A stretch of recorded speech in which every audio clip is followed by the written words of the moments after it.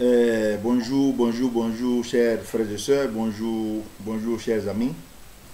Les choses sérieuses vraiment commencent. On devrait être déjà dans des moments vraiment d'effervescence, dans des moments de décortiquage des projets. Donc voilà, comme j'ai dit, voilà que nous étions, parce qu'on va rentrer maintenant dans les choses sérieuses. On a trop passé le temps aux choses vraiment sans importance, en parlant de Sorogium, de cette opposition-là. Mais il faut parler de cette opposition parce que il faut comprendre pourquoi cette opposition ne va pas aux élections. Je vais ici vous présenter une vidéo et après on va essayer de décortiquer. Très intéressante. Écoutez. Alors, première question, qu'est-ce que vous dites pour ceux qui disent que cette CEI est la chose de Ouattara alors que le FPI, votre parti, dit le contraire? Mais le FPI, la CEI n'est pas la chose de Ouattara. Donc, avant Ouattara, la CEI était la chose de Gbagbo. Avant Gbagbo, la CEI était la chose de Gueye, et avant Gueye, c'était la chose de Bédier. Non. Voilà. Donc, ce n'est pas la chose de Ouattara. Nous sommes dans une démocratie avec ses règles. Dans une démocratie en temps normal, les lois sont votées à l'Assemblée nationale. Il y a une partie de l'opposition qui a préféré boycotter les législatives. Bon, donc ils ne sont pas représentés à l'Assemblée nationale. La loi sur la CEI a été votée à l'Assemblée nationale. Le PDCI a voté contre. Le RDR a voté pour. C'est eux qui ont remporté le vote. Quand on est démocrate, ben on se plie au jeu du vote, au jeu, au scrutin, au résultat des urnes. Ayons l'humilité de dire que nous avons perdu à l'Assemblée nationale. Afin Guessan n'a que 3 députés parce que les autres ont préféré boycotter. Et ils se moquent d'Afin Guessan. Oui, avec les 3 députés, aujourd'hui, ils voient quelle est l'importance d'être à l'Assemblée nationale. Si le FPI avait suffisamment de députés, aujourd'hui, avec les soroïstes qui sont sortis, avec le PDCI qui est sorti, ben cette CEI n'aurait jamais pu passer. Parce qu'on aurait été majorité à l'Assemblée nationale. Mais vous avez préféré boycotter. Parce que vous agissez toujours avec l'émotion. Vous ne faites pas de calcul pour l'avenir. Bon, le résultat du boycott est là. Ceux qui ont gagné l'élection de la loi sur la CEI ont imposé leur loi. Et c'est ça la démocratie. C'est ça la démocratie. Donc, quand malgré le fait que cette loi ait été votée, Ouattara dit, bon, parce qu'Afin Guessan dit oui, moi je ne reconnais pas cette CEI-là. Ouattara dit, bon, ok, on va trouver une solution politique à cela. On va mettre en place une CEI consensuelle où le président n'est pas politiquement marqué. Et le président ne sera pas nommé, mais il sera choisi par un de ses pairs, enfin élu par un de ses pairs. Bon. Il y a eu une élection. Il y a eu une élection. Alain Dougou même était candidat. Après, il a retiré sa candidature en faveur de la candidate de la société civile. Mais malheureusement, elle a eu 6 voix. Et Koulibaly a eu 9 voix. Bon, c'est la règle. Donc, est-ce que la CEI est crédible seulement quand c'est l'opposition qui la contrôle? Je ne suis pas d'accord. Moi, je vais juger Koulibaly aux actes et non pas aux intentions. Voilà. Parce qu'il y en a qui disent oui, mais il est proche du RHDP. Mais dans ce pays-là, on est tous proches de quelque chose. Ce Koulibaly-là, il a été nommé substitut du procureur par Gbagbo en son temps. Ça veut dire quoi? Qu'il était proche du FPI. C'est d'abord un magistrat, un fonctionnaire. Voilà, c'est d'abord un magistrat, un fonctionnaire. Moi, si ce n'était pas cette affaire d'élection à la CEI, là, je n'ai jamais entendu le nom de ce monsieur. Je ne l'ai jamais vu dans une réunion politique. Donc, c'est quelqu'un qui n'est pas politiquement marqué. C'est quelqu'un qui n'est pas politiquement marqué. Maintenant, nous allons le juger aux actes et non pas sur des intentions. On a demandé au PDCI de venir à la table des négociations. Si le PDCI était à la table des négociations, peut-être qu'on n'en serait pas là et que c'est le candidat de la société civile qui allait gagner. Mais ils ont préféré ne pas venir. Ils ont préféré ne pas venir. Voilà. Parce que Djikaoué, qui veut absolument séduire les Gor, l'électorat Gor, a envoyé le PDCI droit dans le mur. Le PDCI qui n'est pas dans la logique du boycott, et c'est ça qui a permis au PDCI d'avoir des maires, d'avoir des députés, d'avoir des conseillers régionaux, qui les envoie droit dans le mur. Et aujourd'hui, ils veulent aller à la présidentielle, mais ils ne sont pas représentés au bureau central de la CEI. C'est dommage. C'est dommage. Donc, moi, je ne juge pas les gens, je dirais, par des intentions, à des intentions. Je ne fais pas de procès d'intention. Je juge les gens aux actes. Et donc, pour moi, cette CEI-là, elle est 1000 fois mieux que les autres CEI où on avait les MPIGO, les MPCI, etc. Voilà.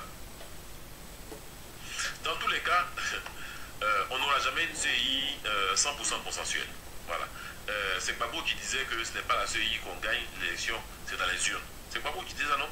Voilà. Quand à l'époque, les gens se plaignaient de ce qu'il est nommé Mambé, c'est ce qu'il disait, il dit que c'est dans les urnes et non pas la CEI. Bon, donc voilà. Donc allons-y avec, organisons-nous pour gagner les élections, et ceux qui veulent pleurnicher sur la CEI là, c'est parce que ils n'ont pas envie d'aller aux élections et qu'ils ont d'autres plans. Voilà. Il y en a qui parlent d'insurrection, il y en a qui parlent de coup d'État, il y en a qui parlent de révolution, il y en a qui parlent de transition. Bon, nous, on n'est pas dans tous ces schémas-là. Nous, on veut s'organiser pour limiter le maximum de fraude. Mais attendez, quel est ce parti politique? Quand il est au pouvoir, il accuse l'opposition de tricher.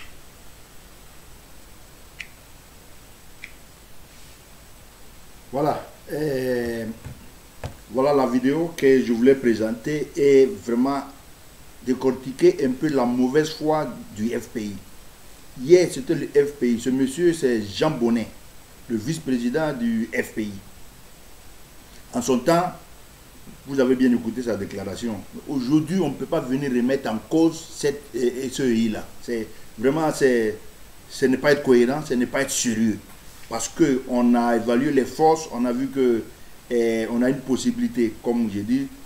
Vraiment, je ne voulais plus parler de Soro-Guillaume, mais il apparaît toujours là. Soro-Guillaume leur avait vendu un film qui pouvait changer le cours des choses en Côte d'Ivoire.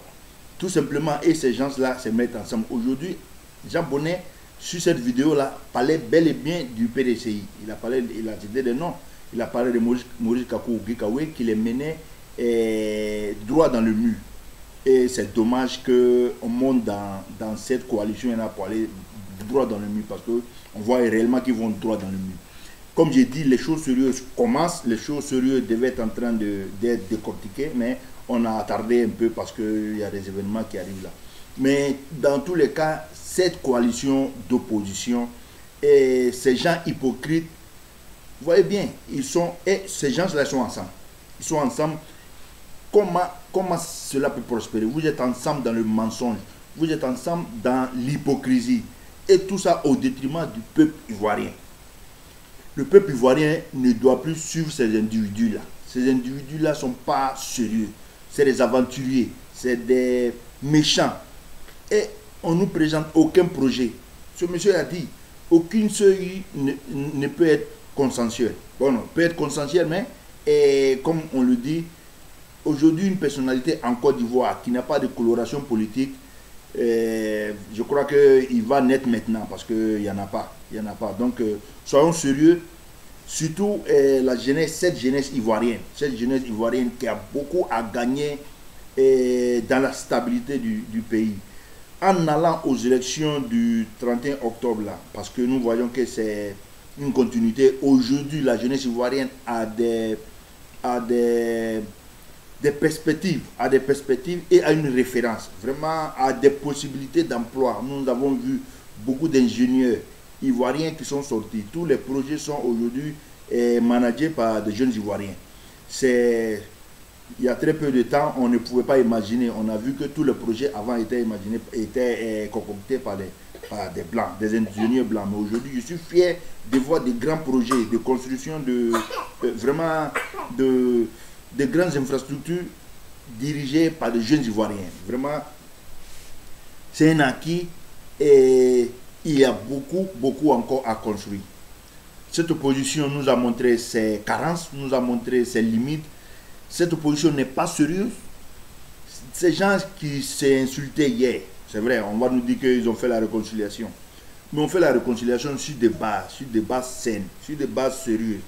On ne peut pas faire la réconciliation en activant cette haine-là. Je crois que cette coalition est déjà vouée à l'échec. Soro Bion veut être président. Laurent Gbagbo, qui n'a pas encore parlé, mais sa candidature a été déposée. Bédié, qui veut être président. Afin Guessan, qui veut être président. Tout cela veut être président. Et ça m'amène à penser ce qu'ils reprochent réellement à M. Ouattara. Ces gens-là, ils étaient tout simplement à côté de Ouattara pour pouvoir se servir. Ces gens-là, ils savent que la seule personne qui peut leur permettre d'être président, c'est M. Ouattara. Ouattara a une popularité, mais il a dit, on ne va pas laisser le pays dans la main des gaspillés, dans la main des amateurs, parce que ceux-là, c'est vraiment des amateurs. La Côte d'Ivoire a mûri, les Ivoiriens ont grandi. Il y a des projets, nous voyons clair, comme on dit. Et regardez, d'abord, commencer par Bédié qui est parti, il dit que Alassane Ouattara devait lui faire la passe. Soro Guillaume est parti, il dit Alassane Ouattara lui avait promis de lui faire la passe, c'est-à-dire d'être président. Daniel Kablan Dankan est parti, on dit qu'on lui avait promis d'être président. Marcel Amotano est parti, Nyamien Kona est parti, comme on dit l'autre, Mabri Touakes est parti. Tout cela disent qu'il veut être président. Tout le monde ne peut pas être président, il faut le comprendre une bonne fois pour toutes. C'est ta nation à quelque poste que ce soit. Vraiment, apprends à servir ta nation, même en étant un balayeur de rue. Mais tout cela dit que M. Ouattara doit le faire la passe. C'est un seul poste, on nous a déjà dit, ce n'est pas un fauteuil présidentiel, et ce n'est pas un banc présidentiel, c'est un fauteuil présidentiel. Comment, quand on fait des calculs, comment tout cela autour de Ouattara peuvent être président? Tout simplement des égoïstes. Parce que moi, j'ai dit, être président de l'Assemblée nationale d'un pays comme la Côte d'Ivoire, c'est déjà un privilège. Donc, vous voyez, j'essaie de décortiquer un peu le programme de cette opposition-là. Il n'y a rien dedans. Il n'y a rien dedans. Et ces gens-là qui, hier, disaient que la commission électorale indépendante était la meilleure, était bien, aujourd'hui, là, est vacciné par ce virus-là de la haine, vacciné par ce virus de l'opposition, change automatiquement de langage. L'opposition, ce n'est pas forcément mettre tout en cause, ce n'est pas forcément brûler le pays. L'opposition, on peut même aller à des élections sans gagner, mais apporter quelque chose à la nation, faire voir son projet. Je crois que quand on présente un bon projet, quand on séduit le peuple, c'est sûr qu'on va sortir avec quelque chose dans les urnes. La seule chose pour pouvoir servir la nation dans ce temps-là, je crois que tous les Ivoiriens doivent se mettre dans la tête que le 31 octobre, là, il y a les élections. Tu ne veux pas voter, tu n'es pas contre Ouattara, mets-lui un vote de sanction. Tu ne veux pas que Ouattara gagne, vote pour Kakabe qui est candidat. Tu ne veux pas participer au vote, reste tout simplement à la maison. Ce n'est pas obligé, c'est un droit, mais ce n'est pas obligé. Maintenant, si toi tu es pour le développement, tu es pour la stabilité, vraiment, on a un candidat, on a deux candidats. Kakabe, comme il le dit, c'est le candidat de la jeunesse, du renouveau. Ce n'est pas un projet mauvais. Je crois qu'il est en train de se vendre bien. Il est en train de se vendre bien et vous verrez que dans les années à venir, même ces élections, ce n'est pas gagné d'avance par Ouattara. Mais au cas où il ne gagne pas, vraiment c'est une reconnaissance. Vraiment, le peuple ivoirien reconnaîtra le travail fait par Kakabe. Il aura plus de popularité. Je crois que pour des batailles futures, Kakabe est sur la bonne voie. Et la politique, ce n'est pas de gagner en 2020, comme on dit. Un candidat, ce n'est pas obligatoire qu'on gagne à la première élection. Nous savons très bien qu'il y a beaucoup d'élections. Il y a beaucoup d'élections. Même si on n'est pas président, on peut être député, on peut être président du conseil régional, on peut être maire, on peut même servir. Comme j'ai dit, il faut apprendre à servir au poste dans lequel on exerce. Partout où l'État va t'appeler, il faut apprendre à servir. Il faut être un patriote, il faut être un républicain. Comme j'ai dit, on va finir cette vidéo là et on n'a pas pu même présenter un seul projet sérieux de cette opposition là. D'abord, ils cherchent la marque et aujourd'hui là, on nous impose une guerre, on nous impose une déstabilisation. Une fois encore, on a une armée républicaine. Notre armée est républicaine et prête à faire face à toute tentative de déstabilisation. Le peuple ivoirien n'est pas prêt à accepter quoi que ce soit de désordre. Donc, ceux qui mûrissent ces idées-là, qui vraiment ils enlèvent de leur tête parce que ça ne peut pas prospérer. Ça peut pas prospérer. J'ai déjà fait une vidéo au cas où j'arriverai à bout de nos forces de l'ordre, ils trouveront un peuple uni, un peuple fort, vraiment, pour protéger les institutions de la nation, pour protéger la Côte d'Ivoire.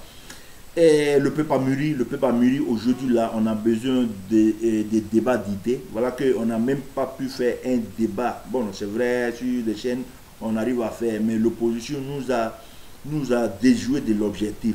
Aujourd'hui là, l'objectif, c'est le 31 octobre là. Que ce soit clair dans l'esprit de tout le monde, ces élections auront bel et bien lieu. Des mesures ont été prises, le peuple ivoirien a mûri, nous allons résolument aux élections. L'opposition, encore le temps, je crois 2 ou 3 jours, ces pertes de jours là, c'est eux-mêmes qui l'ont voulu et bon, c'est vraiment leur responsabilité. C'est leur responsabilité de venir aux élections ou non, mais s'ils veulent venir, s'ils veulent suivre ce peuple-là, ils ont encore 2 ou 3 jours pour venir nous présenter quelque chose de bon. Sinon, jusque-là, ce qu'ils ont présenté là, il n'y a rien de bon. Et je ne crois pas qu'en 2 jours, on puisse venir séduire ce peuple-là. Le miracle est possible, mais aujourd'hui, là, la Côte d'Ivoire, les Ivoiriens voient ce qui est concret. Et ce qui est concret, le 31 octobre, pour tourner définitivement cette page noire-là de l'histoire. Parce qu'on sait qu'après le 31 octobre, ni Ouattara, ni Bédié, ni Soro Guillaume, ni Gbagbo pourront venir nous dire autre chose. Parce que nous les avons déjà entendus. Et ils auront le respect de la nation. Ceux qui ont apporté quelque chose auront le respect de la nation. Ceux qui n'ont, bon, seront traités comme ils ont voulu qu'on les traite. Donc, c'est très important. Ces élections du 31 octobre c'est vraiment primordial, comme on le dit. Et ça va fermer définitivement la page noire de la Côte d'Ivoire. Je suis sûr que cette page noire-là, il ne reste que 2 ou 3 jours. Ivoiriens, mobilisons-nous pour aller aux élections. Mobilisons-nous pour faire barrage à toute tentative de déstabilisation. Comme j'ai dit, c'est voué déjà à l'échec. Mais surtout, mobilisons-nous pour faire la fête. Mobilisons-nous pour sensibiliser nos parents, nos amis. Surtout, faisons passer les messages. Faisons arriver le message là où forcément ça n'arrive pas. Faisons comprendre à certains qui ne sont pas au jour des nouvelles, des informations. L'information est continuelle, l'information est permanente. Vraiment, on essaie plus ou moins d'apporter notre petite contribution à la diffusion de l'information. On reçoit des échos, on a des contacts, donc on essaie de faire passer ce que nous apprenons. Donc là, comme j'ai dit, le peuple ivoirien, soyons forts. Le combat là, c'est le 31 octobre là. Vraiment, armons-nous d'idées, pas de machettes, pas de fusils. Mais armons-nous et allons résolument aux élections pour tourner la page de l'histoire noire, cette page noire là de l'histoire de la Côte d'Ivoire. Vraiment, on va arrêter aujourd'hui. On sera là, toujours là pour faire passer le message. On sera toujours là pour sensibiliser les gens. Le peuple ivoirien, le combat est dans le bon sens. Beaucoup a été fait. Vraiment, n'acceptons plus de retourner en arrière. Nous sommes un pays important. La Côte d'Ivoire a fait du chemin. C'est vrai, il y a beaucoup qui restent à faire, mais il faut reconnaître qu'on a fait du chemin. En 9 ans, la Côte d'Ivoire s'est repositionnée comme le leader de l'économie sous-régionale. Même, on pourra dire de l'économie africaine. Vraiment, faisons tout pour ne pas descendre. Nous sommes sur la bonne voie. Peuple ivoirien, restons forts. La Côte d'Ivoire est sur le bon chemin. Vraiment, que la Côte d'Ivoire soit bénie et que les Ivoiriens soient forts pour le combat.